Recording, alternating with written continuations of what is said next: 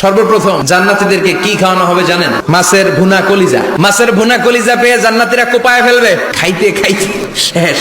ফেরেশতারা বলবে এত খাইয়েন না, সামনে আরো আছে। বড় বড় পার্টি হবে, খাওয়া দাওয়া শুরু হবে। এবার কলিজা ধুইয়া জান্নাতীরা কোপানো শুরু করবে পাখির ভুনা গোশত। সুবহানাল্লাহ পড়ে। একটার চেয়ে আরেকটা সুস্বাদু। জান্নাতীরা জান্নাতে যখন ফলমূল খাবে, ফলমূলগুলো যখন তাদের কমন করে যাবে, তারা বলবে আল্লাহ এই কমন ফল দিলেন কেন?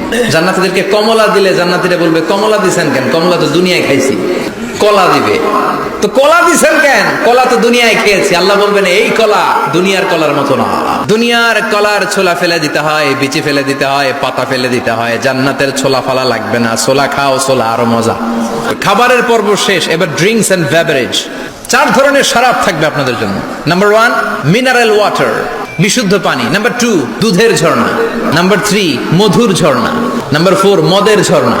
প্রাণ ভরে জান্নাতীরা এই মদ পান করবে। দুনিয়াতে মদ খাওয়া আমাদের জন্য হারাম। আমরা দুনিয়াতে মদ খাবো না, জান্নাতে যে খাবো কোপায়া।